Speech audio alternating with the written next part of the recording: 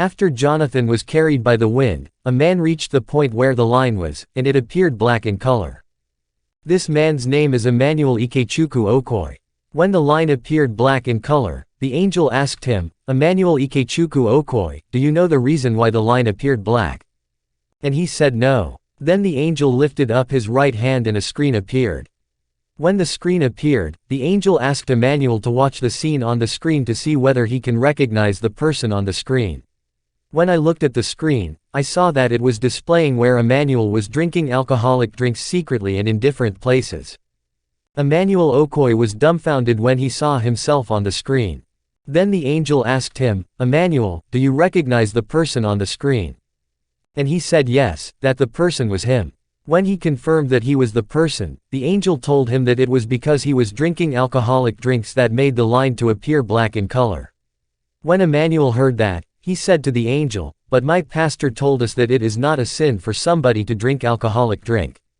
Then the angel asked him who his pastor was, and he told him that his pastor was Pastor Chris Oyakilome of Love World Ministries aka Christ Embassy.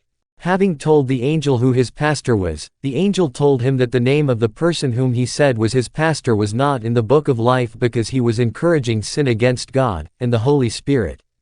He has never brought a single soul to heaven ever since he became a minister, but he has been sending many people to hellfire. Then Emanuel asked the angel to forgive him, but the angel replied to him that he has no power to forgive anyone, he is only a messenger. The only person that has the power to forgive him is Jesus Christ, and moreover, there is no sacrificial price he, Emanuel, paid when he was in the world that would have attracted a second chance for him. Therefore he must go to where he belongs. When the angel had said that, a thunderous voice said, Emanuel, you have no part in me. Depart. And immediately a wind came and carried him to hellfire. A woman reached the invisible line, and it appeared black. When the black line appeared, the angel asked her whether she knew the reason why the line turned black, and she said no. Then the angel told her that she didn't complete her restitution by giving back the items she collected from her neighbor, and the woman told the angel that she was her neighbor and they share things in common. But the angel asked her, did you return her belongings to her? And she said no. Then a voice said to her, depart, I know you not, and a wind came and carried her to hellfire. A lady reached the point and the line appeared black. The angel asked her whether she knew the reason why the line appeared black, and she said no.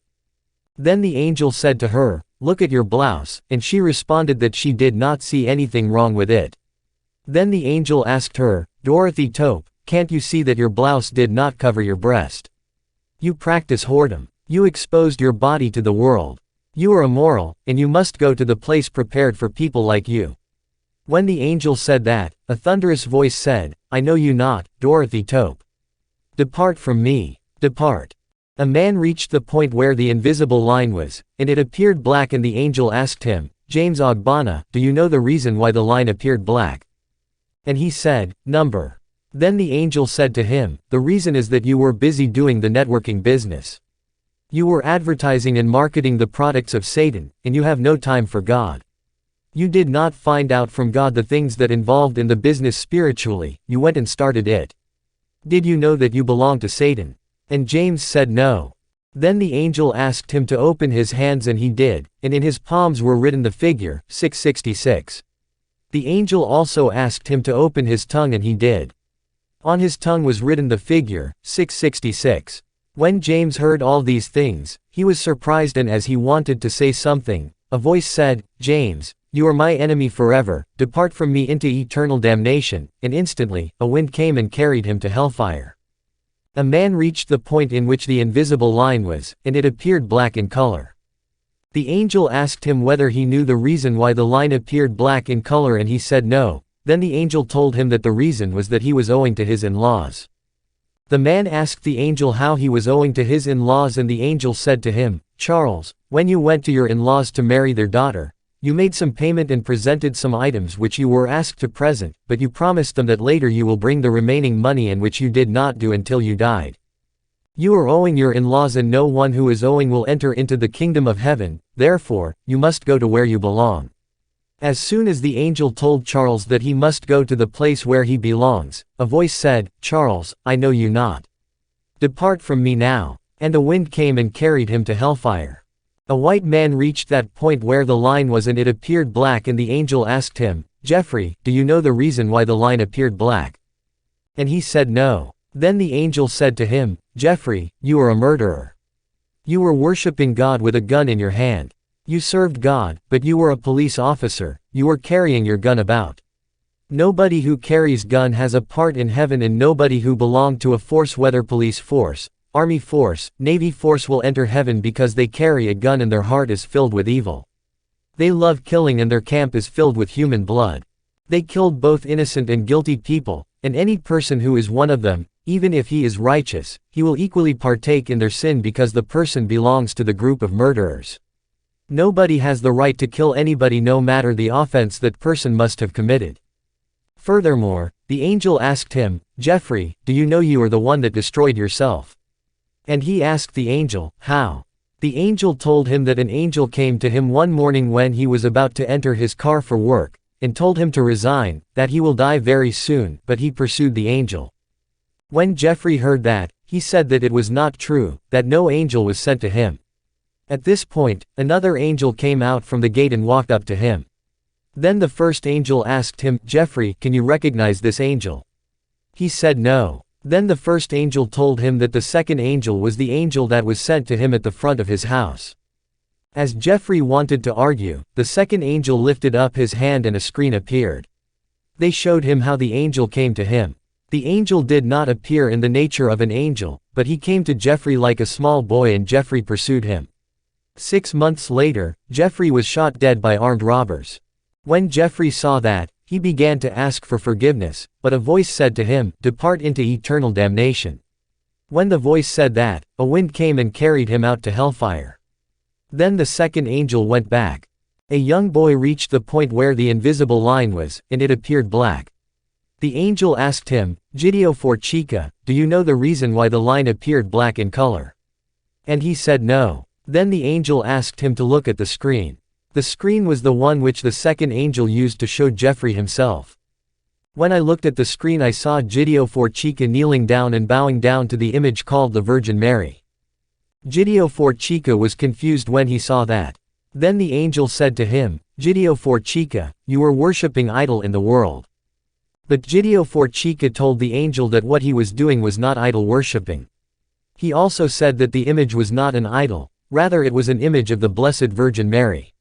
He also told the angel that his parish father, Rev. Father Fred, did not tell them that it was a sin to bow down to the image, but he told them that it is a way of honoring the Virgin Mary for keeping herself for God, which made Jesus Christ come through her. Then the angel told him that nobody who bows down to the image or calls it the mother of Jesus Christ will enter heaven. Furthermore, the angel told him that nobody under the Catholic Church will make heaven. Gidio for Chica asked the angel why he said that, and the angel told him that the headquarters of the Catholic Church, which is at Rome, is the seat of Satan. It irritates God because it is filled with idols. The Catholic popes drank with Satan, Lucifer, from the same cup, and that the Catholic priests and the Reverend Fathers and their Reverend Sisters are committing sexual immorality among themselves. Some with the same sex and some with the opposite sex. They are abominable before God. The Holy Communion the priests are giving to their members is not holy at all but defiled. They are giving the communion out with hands that are full of immorality and bloodshed. Gidio for Chica, the angel called him, "You have no part in heaven, your place is in hellfire," and immediately a thunderous voice said, "Depart from me." And a wind came and carried him to hellfire. When Gidio for Chica was carried by the wind, 11 people reached that point, and they were carried by the wind to hellfire. The angel did not talk to them. Then I turned to the angel that was taking me to heaven and asked him, "Please, why did the other angel not talk to those people?" And he said to me, "Kingsley, those people were Muslims. They did not believe that Jesus is the Son of God." After these 11 people, came the 12th person. She was a woman. She died at the age of 43 years. When she reached there, the line appeared black in color, and the angel asked her, "Angela, do you know why the line is black?" And she said no. Then the angel told her that she was a thief, and she said that she has never stolen in her lifetime. Then the angel showed her on the screen when she went to her neighbor's container of salt and collected a little quantity of salt which she added to her soup. When Angela saw it, she told the angel that it was just a little salt she collected from her neighbor container, and the angel asked her, "Angela, did you tell your neighbor that you collected some salt from her container?"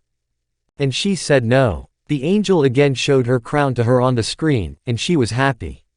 But the angel told her that she will not be given the crown, instead the crown will be given to somebody else. When Angela heard that, she began to ask for a second chance, but a thunderous voice said to her, "Depart, I know you not." And a wind came and carried her to hellfire. As soon as Angela was taken to hellfire, a white lady came there, and the line appeared black in color, and the angel asked her, "Sandra Johnson, do you know why the line appeared black?" And she said no. Then the angel said to her, "The reason is that you always open your hair any time you are praying, and also whenever you are going to the house of God. No woman is expected to leave her hair open any time she is praying, even whenever she enters the house of God, because it is a dishonor to God, and any woman who does not cover her hair in the house of God or when praying is going to hellfire. Therefore, you are guilty of the offense." As soon as the angel said that, a thunderous voice said to her, "Sandra Johnson, depart from me, I know you not." And immediately, a wind came and carried her out to hellfire. The next person that came to that point was wearing a Chelsea Football Club uniform. Then the line appeared black in color, and the angel asked him, "Christian Orgy, do you know the reason why the line appeared black in color?" And he said no. Then the angel said to him, "The reason is that you always come to church service late, and you don't spend time studying your Bible, but you were spending time watching movies and football matches. Now look at your clothes, you are putting on the symbol of Satan on your body." On hearing that, Christian Orgy began to look at his clothes. But the angel pointed the logo of Chelsea FC on his jersey and told him that the animal inside the logo is a dragon and it represents Satan. Then the angel said to him, "Christian Orgy, you have no part in the kingdom of heaven, you will go to hellfire." Before Christian Orgy would open his mouth to say something, a voice said, "I know you not, son of the devil. Depart from me into eternal damnation." However, while I was watching those things that were happening there, the angel said to me, "Kingsley, you are wasting my time. It is enough. Let's go and see your master." When said that, I followed him, and we went inside the gate. The angel took me to a street which was totally different from the street Jesus Christ took me the previous times. But I did not say anything or ask him any question, because ever since I insisted that I wanted to see my master, he was angry at me. However, the main reason why I did not ask the angel question was that I was afraid that since he was angry at me, and I was not expected to be there, by that time they might decide to send me to hellfire, just as they did on the 13th day of May 2012. So I held my peace. Divine Revelation.